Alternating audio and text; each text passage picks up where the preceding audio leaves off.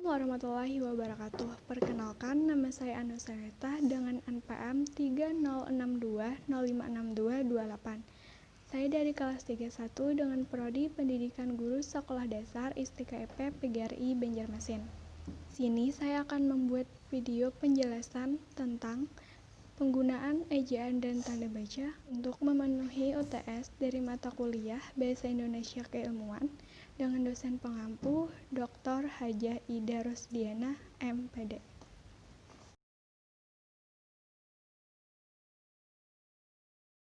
Penulisan ejaan dan tanda baca. Yang pertama, pengertian ejaan. Ejaan adalah keseluruhan pelambangan bunyi bahasa, penggabungan dan pemisahan kata, dan penempatan tanda baca dalam tataran satuan bahasa. Adapun fungsi ejaan secara khusus diantaranya yang pertama sebagai landasan pembakuan tata bahasa, sebagai landasan kosakata dan peristilahan, dan sebagai alat penyaring dari masuknya unsur-unsur bahasa lain, baik secara kosakata maupun peristilahan ke dalam bahasa Indonesia. Kedua, pengertian tanda baca. Tanda baca adalah simbol yang tidak berhubungan dengan fonem atau suara, kata dan frasa pada suatu bahasa, melainkan berperan untuk menunjukkan struktur dan organisasi suatu tulisan, dan juga intonasi serta jeda yang dapat diamati sewaktu pembicaraan. Fungsi tanda baca secara umum yaitu untuk menjaga keefektifan dalam komunikasi.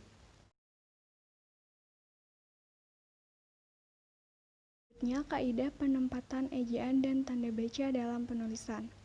Dalam buku pedoman ejaan yang telah disempurnakan, penulisan ejaan dan tanda baca diatur dalam kaidahnya masing-masing.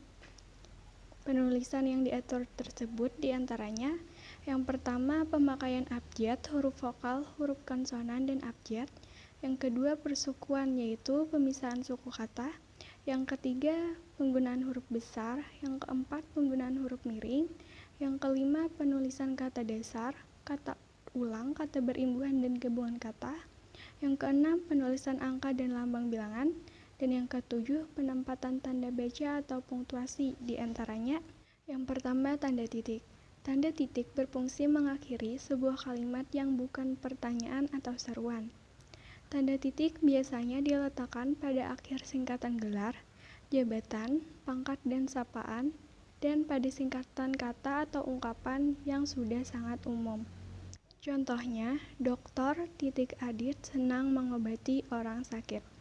Yang kedua, tanda koma. Fungsi dan pemakaian tanda koma diantaranya yang pertama memisahkan unsur-unsur suatu pemerincian atau pembilang. Yang kedua, memisahkan anak kalimat dari induk kalimat apabila anak kalimat tersebut mendahului induk kalimat.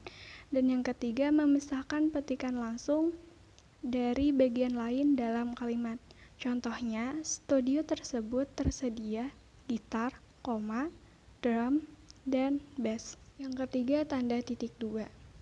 Tanda titik dua digunakan dalam hal-hal seperti yang pertama dalam suatu pernyataan lengkap bila diikuti rangkaian atau pemberian. Yang kedua pada suatu kata atau ungkapan yang memerlukan pemberian. Dan yang ketiga dalam suatu teks drama sesudah kata yang menunjukkan pelaku dalam percakapan. Contohnya, Fakultas Ekonomi UPN Jogja memiliki 3 jurusan, titik 2, akuntansi, manajemen, dan ilmu ekonomi. Yang keempat, tanda titik koma. Fungsi dan pemakaian tanda titik koma adalah yang pertama memisahkan bagian-bagian kalimat yang sejenis atau setara. Yang kedua, memisahkan kalimat yang setara dalam satu kalimat majemuk sebagai pengganti kata penghubung. Contohnya, hari makin sore, titik koma, kami belum selesai ujian. Yang kelima, tanda titik-titik atau elipsis.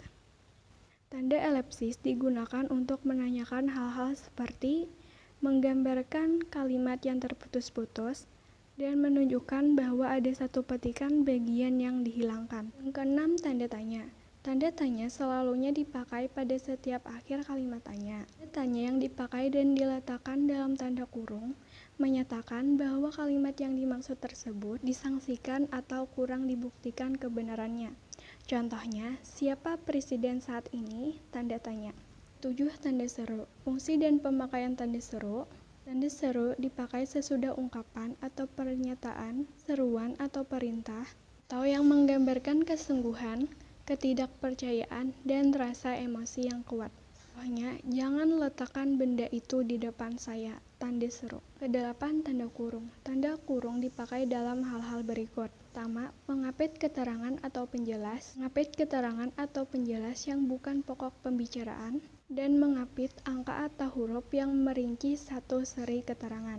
Yang kesembilan, tanda hubung. Tanda hubung dipakai dalam hal-hal seperti menyambung unsur-unsur kata ulang dan merangkai unsur bahasa Indonesia dengan unsur bahasa asing. Yang ke-10, tanda pisah. Fungsi tanda pisah membatasi penyisipan kata atau kalimat yang memberi penjelasan di luar bangun kalimat, dan menegaskan adanya keterangan aposisi atau keterangan yang lain sehingga kalimat menjadi lebih jelas. 11. Tanda petik tunggal. Tanda petik tunggal berfungsi mengapit petikan yang tersusun di dalam petikan lain dan mengapit terjemahan atau penjelasan kata atau ungkapan asing.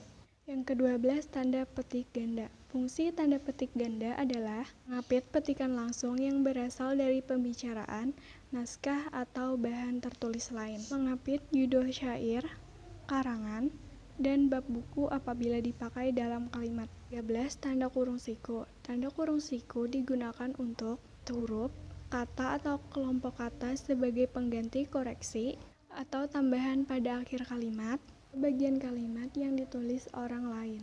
Mengapit keterangan dalam kalimat penjelas yang sudah bertanda kurung.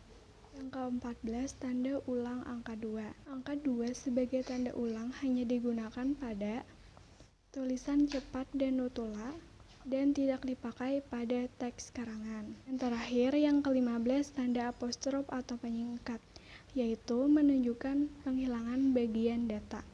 Sekian penjelasan dari saya. Salah hilap mohon maaf. Wassalamualaikum warahmatullahi wabarakatuh.